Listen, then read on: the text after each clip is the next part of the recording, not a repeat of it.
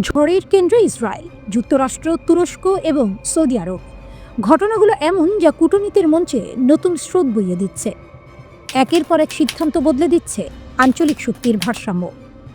ভিডিওতে আমরা বিশ্লেষণ করব কেন ইসরায়েলের জন্য এটি বড় ধাক্কা, কিভাবে তুরস্ক আবারও যুক্তরাষ্ট্রের F-35 প্রোগ্রামে ফিরতে চাইছে, আর ট্রাম্প কী বার্তা দিলেন পুরো মধ্যপ্রাচ্যকে। এক ভয়াবহ শিরোনাম ছড়িয়ে পড়ে, ইসরায়েলের জন্য বড় ধাক্কা, ট্রাম্প আরেক প্রতিদ্বন্দ্বীকে F-35 বিক্রি করছেন। এই খবর শুধু ইসরায়েলে নয়, পুরো অঞ্চলে উত্তেজনা তৈরি করে। কারণ এতদিন ধরে ইসরায়েল ছিল মধ্যপ্রাচ্যের একমাত্র দেশ যে F-35 স্টেলথ জেট চালায়, কিন্তু হঠাৎই পরিবর্তন। ট্রাম্প সৌদি আরবকে F-35 দেওয়ার অনুমোদন দেন, আর এখন আরেক বড় প্রতিদ্বন্দ্বী তুরস্ক এর দিকে সেই দরজা আবার খুলে দিচ্ছেন। তুরস্কের সঙ্গে যুক্তরাষ্ট্রের নতুন আলোচনা ঘটনাগুলো একটু খেয়াল করুন। যুক্তরাষ্ট্রের দূত ঘোষণা করেন তুরস্কের সঙ্গে F-35 কেনা নিয়ে নতুন করে আলোচনা শুরু হয়েছে। এমনকি তিনি বলেন যুক্তরাষ্ট্র ও তুরস্কের রাষ্ট্রপতিদের ইতিবাচক সম্পর্ক নতুন পরিবেশ তৈরি করেছে। এই আলোচনা প্রায় এক দশকে সবচেয়ে ফলপ্রসূ। এটা কোনো সাধারণ মন্তব্য নয়, এটা নির্দেশ করে তুরস্ক আবারও F-35 পেতে পারে। কিন্তু সমস্যা হলো তুরস্ক রাশিয়ার S-400 সিস্টেম কিনেছিল, সেই জন্যই তাকে F-35 প্রোগ্রাম থেকে বের করে দেওয়া হয়েছিল। যুক্তরাষ্ট্র স্পষ্ট জানিয়ে দিয়েছে যদি F-35 চাই তাহলে S-400 রাখতে পারবে না। এখন প্রশ্ন, তুরস্ক কি সত্যিই রাশিয়ার সেই আধুনিক S-400 সিস্টেম ছাড়তে যাচ্ছে? অনেক রিপোর্ট বলছে 4টি S-400 ব্যাটারি কেনা হলেও তুরস্ক সেগুলো কখনো চালু করেনি।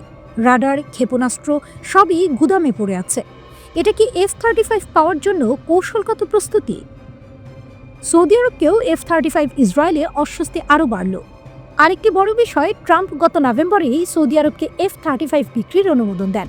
সৌদি আরব যে দেশকে ইসরায়েল সবসময় আঞ্চলিক প্রতিদ্বন্দ্বী হিসেবে দেখে, ট্রাম্প বলেছিলেন সৌদিরা কোনো নিচুমানের বিমান নয়, পুরো শক্তিশালী সংস্করণই পাবে। ইসরায়েলের আপত্তির বিষয়ে তিনি বলেছিলেন এতে ইসরায়েলের সামরিক শ্রেষ্ঠত্ব নষ্ট হবে না, কিন্তু বাস্তবতা অন্য কথা বলে। মধ্যপ্রাচ্যে এখন এক নয়, দুই প্রতিদ্বন্দ্বী F-35 পেতে চলেছে। ইসরায়েলের মাথা ব্যথা এখানেই। যুক্তরাষ্ট্রের দূত আরও বলেন, আশা করছি আগামী কয়েক মাসে বড় অগ্রগতি হবে।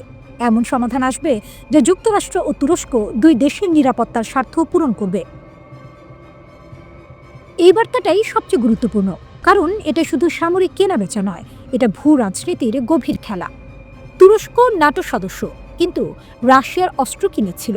এখন সেই ভুল সংশোধন করে নতুনভাবে যুক্তরাষ্ট্রের দিকে ফিরছে। তুরস্কের এই দোলাচলই মধ্যপ্রাচ্যের কৌশলগত ছবিকে বদলে দিচ্ছে। ইসরায়েলের সামরিক শ্রেষ্ঠত্ব কি ক্ষতিগ্রস্ত হবে?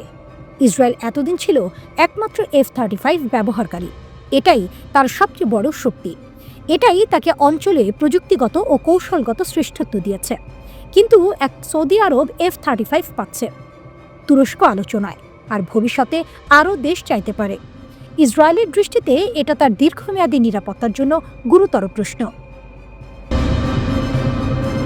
ট্রাম্প ইসরায়েলের আপত্তি উপেক্ষা করে গাজা নিয়ে ঐতিহাসিক প্রস্তাব এগিয়ে নিচ্ছে। মুসলিম বিশ্ব বড় জয় পেয়েছে, কারণ যুক্তরাষ্ট্র প্রথমবার স্পষ্টভাবে ফিলিস্তিনি রাষ্ট্রের কথা বলছে। ওয়াশিংটন জানিয়ে দিয়েছে ইসরায়েলের জন্য গাজা শান্তি পরিকল্পনার ভাষা কোনোভাবেই পরিবর্তন করা হবে না। ফিলিস্তিন রাষ্ট্র নিয়ে ইসরায়েল বনাম যুক্তরাষ্ট্র এক নতুন রাজনৈতিক লড়াই শুরু হয়েছে। গাজা বিষয়ক জাতিসংঘের ভোটের আগে ওয়াশিংটন স্পষ্টভাবে ইসরায়েলের চাপ অগ্রাহ্য করছে। ইসরায়েলি কর্মকর্তারা বলছেন যুক্তরাষ্ট্র ফিলিস্তিন রাষ্ট্রের বিষয়ে পাঠ্য পরিবর্তন করতে রাজি হয়নি। নেতানিয়াহু সতর্ক করেছেন এই সিদ্ধান্ত তার নাজুক রাজনৈতিক জোটকে বিপদে ফেলতে পারে। অন্যদিকে মার্কিন কর্মকর্তারা বলছেন এই খসড়ায় পরিবর্তন আনলে কঠোর পরিশ্রমে গড়া সংখ্যাগরিষ্ঠতা ধসে পড়তে পারে। এই খসড়াটি ডোনাল্ড ট্রাম্পের 20 দফা পরিকল্পনারই ধারাবাহিকতা, যেখানে ফিলিস্তিনি রাষ্ট্রের পথের উল্লেখ রয়েছে। ইসরায়েল স্পষ্ট জানিয়ে দিয়েছে তারা ফিলিস্তিনি রাষ্ট্র কিংবা সৌদি ফরাসি প্রস্তাব কোনো কিছুর উল্লেখই মেনে নেবে না। খসড়ায় আরও বলা হয়েছে পুনর্গঠিত ফিলিস্তিনি কর্তৃপক্ষ আবার গাজায় ফিরে আসতে পারে। মার্কিন কর্মকর্তারা জানিয়েছেন আরব ও মুসলিম দেশগুলোর সঙ্গে যে সমঝোতা হয়েছে তাতে রাষ্ট্র প্রতিষ্ঠার শব্দগুলো ইচ্ছাকৃতভাবেই রাখা হয়েছে। কাতার, তুরস্ক, সৌদি আরব ও মিশরের চাপেই এই ভাষা আরও শক্ত হয়েছে। ইসরায়েলি কূটনীতিকরা ভয় রয়েছেন রাষ্ট্র শব্দটি গাজায় ফিলিস্তিনিদের দাবিকে আরও বৈধতা দিতে পারে। রাশিয়া ও চীন সম্ভবত ভোটে বিরত থাকবে, তবে মার্কিন খসড়ায় ভেটো দেবে না বলে মনে করা হচ্ছে। যুক্তরাষ্ট্রের প্রেসিডেন্ট ডোনাল্ড ট্রাম্প বলেন, সবাই দ্বিধায় আছে, কেউ কেউ কঠোরভাবে বিরোধিতা করছে তার বিরুদ্ধে। তবুও আমার মনে হচ্ছে আমরা ইতিবাচক উত্তর পাব, তবে এখনও ততটা নিশ্চিত নই। মার্কিন পক্ষ বলছে এই প্রস্তাব গাজায় একটি স্থিতিশীলতা বাহিনী গঠনের জন্য খুবই গুরুত্বপূর্ণ। এখন পর্যন্ত শুধু ইন্দোনেশিয়া ও আজারবাইজান গাজায় সেনা পাঠাতে সম্মত হয়েছে। মিশর, জর্ডান ও সৌদি আরব হামাসের সঙ্গে সম্ভাব্য সংঘর্ষের ভয়ে এতে রাজি হয়নি। ইসরায়েল আবারও বলেছে, গাজায় কোন দেশ সেনা পাঠাতে পারবে সে বিষয়ে তাদের মতামত গুরুত্বপূর্ণ থাকবে। এদিকে ইসরায়েলি প্রধানমন্ত্রী বেনিয়ামিন নেতানিয়াহু ফিলিস্তিনের রাষ্ট্রের বিরোধিতা পুনর্ব্যক্ত করেছেন। ইসরায়েলি প্রধানমন্ত্রী বেনিয়ামিন নেতানিয়াহু বলেন, গাজার যে অংশ হামাসের নিয়ন্ত্রণে সেটি নিরস্ত্রীকরণের বিষয়টি ২০ দফা পরিকল্পনাতেও ছিল না, অন্য কোনো নথিতেও নয়।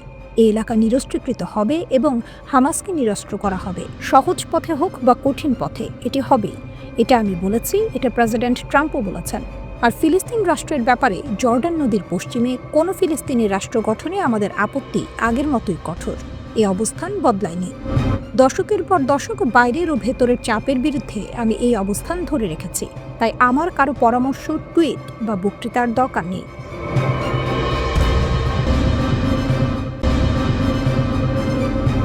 ইরান সৌদি মার্কিন প্রতিরক্ষা চুক্তির মধ্যে সৌদি ক্রাউন প্রিন্স এমবিএসকে একটি গোপন চিঠি পাঠিয়েছে।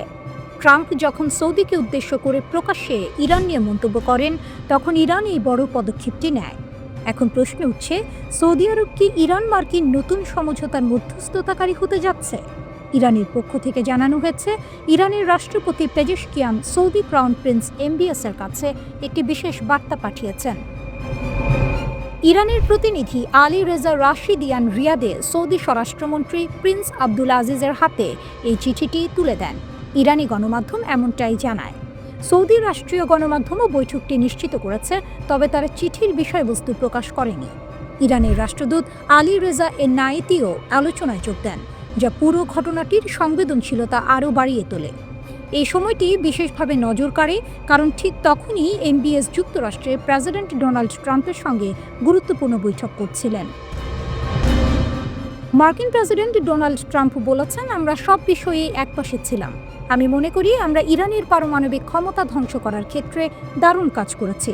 কেউ এটা করতে পারত না, কোনো প্রেসিডেন্টও এটা করতে পারত না। আমি তাকে করতে দিয়েছি কারণ এটা সঠিক কাজ ছিল।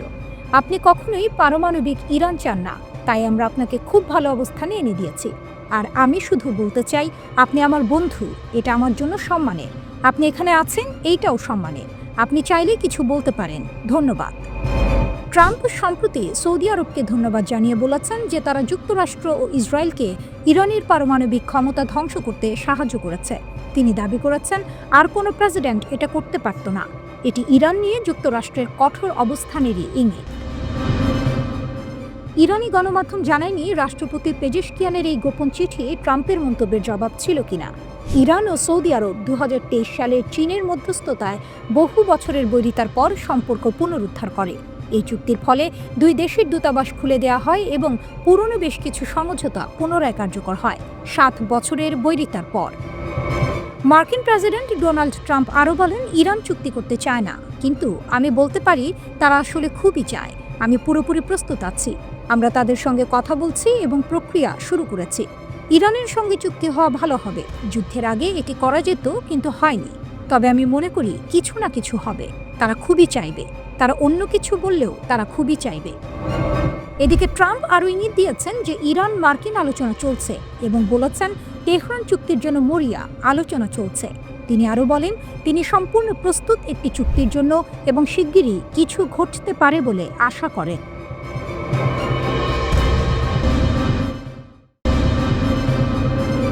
বিবির শেষ চেষ্টা মনোবল বাড়াতে যখন আইডিএফ নতুন চ্যালেঞ্জের মুখে, ইসরায়েল কি আরও গভীর সামরিক সংকটে পড়ে সেনা হারাচ্ছে? শত শত আইডিএফ ক্যারিয়ার সেনা দ্রুত অবসরের আবেদন করছে। গুরুত্বপূর্ণ ভূমিকা পূরণে হিমশিম খাচ্ছে ইসরায়েল, আর চাপ বাড়ছে বিবির ওপর। সংকট আরও খারাপ হচ্ছে যখন ইসরায়েল আবারও গাজা যুদ্ধবিরতি ভঙ্গ করেছে। ইসরায়েল এখন এক বড় সামরিক সংকটের মধ্য দিয়ে যাচ্ছে, কারণ শত শত সেনা আগেভাগেই অবসর নিতে চাইছে। শত শত ক্যারিয়ার সেনা, যাদের মধ্যে সিনিয়র অফিসারও আছেন, খুব তাড়াতাড়ি আইডিএফ ছাড়তে আগ্রহী। ইসরায়েলি গণমাধ্যম জানিয়েছে 600 ক্যারিয়ার কর্মী কার্যত পদত্যাগের আবেদন করেছে। ড্রাফট এড়িয়ে যাওয়া, অভ্যন্তরীণ অস্থিরতা এবং গাজায় দীর্ঘমেয়াদী উপস্থিতি, এসব মিলিয়ে আইডিএফ সেনাদের উপর ব্যাপক চাপ তৈরি হয়েছে।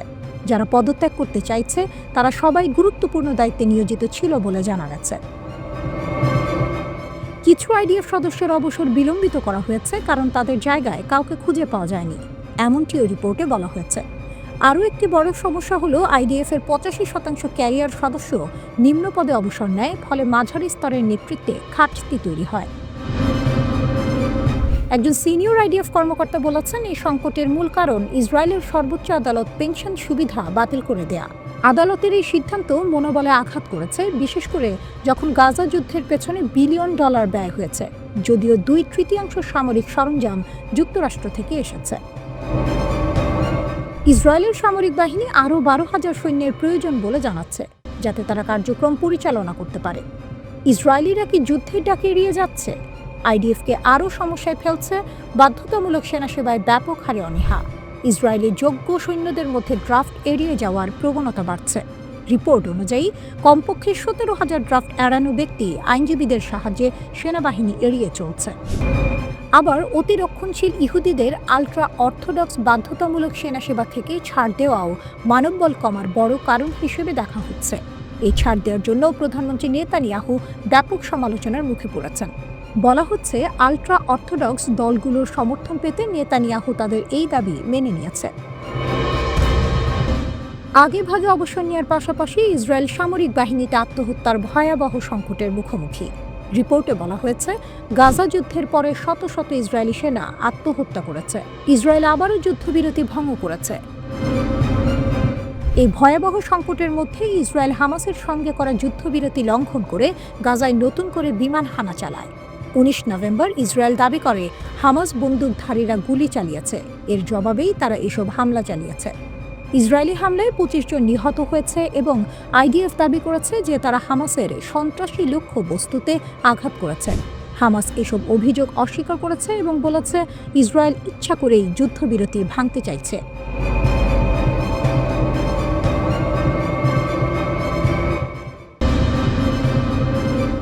গাজার যুদ্ধবিরতি ভেঙে মাত্র কয়েক ঘন্টার মধ্যেই নতুন করে সহিংসতা ছড়িয়ে পড়েছে।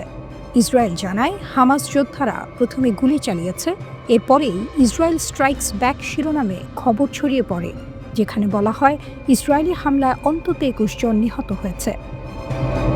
হামাস ইসরায়েলের এই আচরণকে বিপজ্জনক উত্তেজনা বলে সতর্ক করেছে।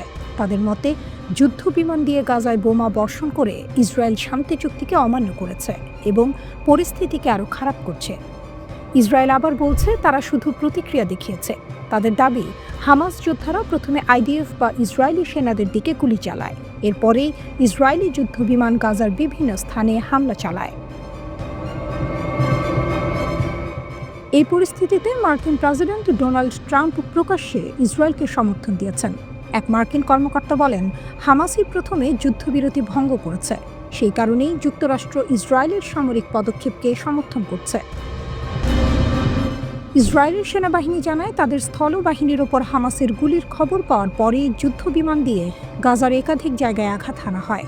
অন্যদিকে হামাস বিবৃতি দিয়ে বলে, ইসরায়েল অযৌক্তিকভাবে সামরিক হামলা চালিয়েছে, যা তাদের ভাষায় একটি বিপজ্জনক বৃদ্ধি বা উত্তেজনা বাড়ানোর চেষ্টা। হামাস আরও অভিযোগ করে, ইসরায়েলের প্রধানমন্ত্রী বেনিয়ামিন নেতানিয়াহু ইচ্ছা করেই পরিস্থিতি উত্তপ্ত করে তুলছেন এবং গাজায় সহিংসতা আবার শুরু করতে চাইছেন। ইসরায়েলি কর্মকর্তারা বলেন, এই প্রতিশোধমূলক হামলা ছিল হামাসের সশস্ত্র যোদ্ধাদের গুলির জবাব। তারা অভিযোগ করে যে হামাস আইডিএফের ভেতরকার এলাকায় গুলি চালিয়েছে। গাজার সিভিল ডিফেন্স জানিয়েছে, সর্বশেষ হামলায় অন্তত 21 জন নিহত হয়েছে, যার মধ্যে নারী ও শিশুও রয়েছে। এই মৃত্যুর সংখ্যা বাড়তে পারে বলেও তারা আশঙ্কা করছে। একজন মার্কিন কর্মকর্তা দ্য টাইমস অফ ইসরায়েলকে বলেন, ওয়াশিংটন স্পষ্টভাবে ইসরায়েলের পদক্ষেপকে সমর্থন করছে। ওই কর্মকর্তা দাবি করেন, হামাসের কার্যক্রম ট্রাম্পের জাতিসংঘ সমর্থনহীন শান্তি প্রস্তাবের প্রতি ক্ষোভ থেকেই ঘটছে। মার্কিন প্রশাসনের আরও দাবি, যুদ্ধবিরতি চুক্তি সইয়ের আগে হামাস অস্ত্র সমর্পণের প্রতিশ্রুতি দিয়েছিল, কিন্তু হামাস পরিষ্কারভাবে এই দাবি অস্বীকার করেছে। তাদের অভিযোগ, যুক্তরাষ্ট্র রাজনৈতিক চাপ দিয়ে তাদের উপর শর্ত চাপিয়ে দিতে চাইছে। হামাস জানায়, যুদ্ধবিরতি শুরুর পর থেকে ইসরায়েল ইতোমধ্যে ৩০০ জনের বেশি ফিলিস্তিনিকে হত্যা করেছে। তাদের মতে এই সংখ্যাই প্রমাণ করে কে যুদ্ধবিরতি লঙ্ঘন করছে। হামাস যুক্তরাষ্ট্রকে আহ্বান জানায়, ইসরায়েলকে নিয়ন্ত্রণে আনতে হবে, না হলে পরিস্থিতি আরও খারাপ হবে। তারা মিশর, কাতার এবং তুরস্ককে চুক্তির গ্যারান্টর হিসেবে দায়িত্ব পালনের অনুরোধ জানায়। অন্যদিকে লেবাননে হিজবুল্লাহর ঘাঁটিতেও নতুন করে ইসরায়েলি হামলা হয়েছে, যদিও সেখানে ১ বছরেরও বেশি সময় ধরে যুদ্ধবিরতি চলছে। ইসরায়েল দাবি করে, হিজবুল্লাহর দিক থেকেও তাদের সেনাদের ওপর হামলার চেষ্টা হয়েছিল, তাই প্রতিক্রিয়া হিসেবে এসব আঘাত হানা হয়েছে। আইডিএফ দাবি করে, তাদের সব হামলাই ছিল প্রতিরক্ষামূলক এবং তাদের স্থলবাহিনীকে রক্ষা করার উদ্দেশ্যে নেওয়া পদক্ষেপ।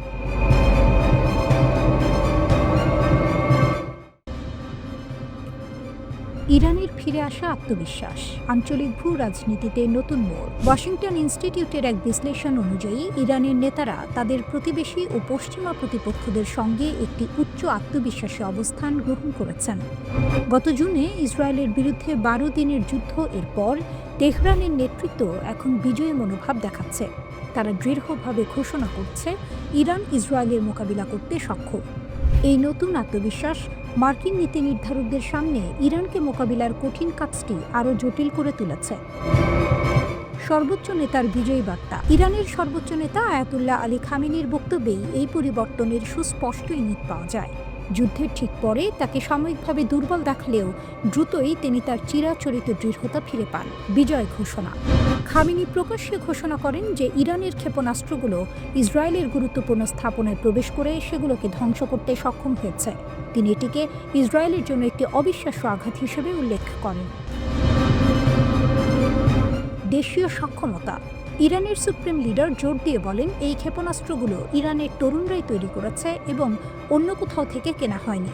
তিনি আরও সতর্ক করেন যে প্রয়োজন হলে ইরান আবারও এগুলো ব্যবহার করতে প্রস্তুত। সামরিক বিশ্লেষণের সপক্ষে যুক্তি। সুপ্রিম ন্যাশনাল সিকিউরিটি কাউন্সিলের সচিব আলী লারিজানি জুলাই মাসে প্রদত্ত এক সাক্ষাৎকারে তেহরানের বিজয়ী বর্ণনার পক্ষে বিশদ যুক্তি দেন। সামরিক সুবিধা লাভ। লারিজানি স্বীকার করেন যে ইসরায়েল শুরুতে আঘাত হানলেও সময়ের সঙ্গে সঙ্গে ইরান সামরিক সুবিধা অর্জন করে এবং শত্রু রণাঙ্গনে পরাজিত হয়েছে। ইসরায়েলি স্বীকারোক্তি। তিনি ইসরায়েলের প্রাক্তন প্রধানমন্ত্রী ও বর্তমান মন্ত্রীদের বক্তব্য এবং স্থানীয় সংবাদ মাধ্যমের রিপোর্ট উদ্ধৃত করে দেখান যে ইসরায়েলও উল্লেখযোগ্য ক্ষতির সম্মুখীন হয়েছে। যুদ্ধবিরতির দাবি। তার দাবি অনুযায়ী যুদ্ধ থামাতে ইসরায়েলিরাই অনুনয় করেছিল এবং ওয়াশিংটন ও জেরুজালেম যুদ্ধ দীর্ঘায়িত করতে ভয় পাচ্ছিল বলেই যুক্তরাষ্ট্র দ্রুত যুদ্ধবিরতির নির্দেশ দেয়। পারমাণবিক আলোচনায় অনীহা। তেহরানের এই সামরিক আত্মবিশ্বাস কূটনৈতিক উদ্যোগকেও প্রভাবিত করেছে। ইরান এখন পারমাণবিক আলোচনায় ফেরার জন্য কোনো তাড়াহুড়ো দেখাচ্ছে না। অপরিণত পরিস্থিতি। ইরানের কর্মকর্তারা মনে করেন, সাম্প্রতিক সামরিক সংঘাতের কারণে সৃষ্ট সর্বোচ্চ চাপ এখন আর কার্যকর নয়। নভেম্বরের শুরুর দিকে পররাষ্ট্র মন্ত্রণালয়ের মুখপাত্র স্পষ্ট জানান, অর্থপূর্ণ আলোচনার জন্য পরিস্থিতি এখনও অনুকূল নয়, কঠিন শর্তারোপ। সর্বোচ্চ নেতা খামেনি যুক্তরাষ্ট্রকে ইসরায়েলি সমর্থন বন্ধ করা এবং অঞ্চল থেকে তাদের সামরিক ঘাঁটি সরিয়ে নেওয়ার মতো শর্তারোপ করেছেন, যা অদূর ভবিষ্যতে আলোচনার সম্ভাবনাকে বাতিল করে দেয়। ইরান এখন ক্ষেপণাস্ত্র কর্মসূচির উপর পারমাণবিক কর্মসূচির মতোই বা তার চেয়েও বেশি মনোযোগ দিতে পারে। সামরিক সক্ষমতার এই পুনর্গঠন তেহরানের পরবর্তী সরাসরি চ্যালেঞ্জের একটি মূল সূচক হিসেবে বিবেচিত হচ্ছে। সব মিলিয়ে ইরান এখন আর আক্রমণের শিকার হওয়ার ভয়ে থাকা কোনো দেশ নয়, বরং এটি তার কৌশলগত পরিস্থিতি সম্পর্কে নিশ্চিতভাবে আত্মবিশ্বাসী।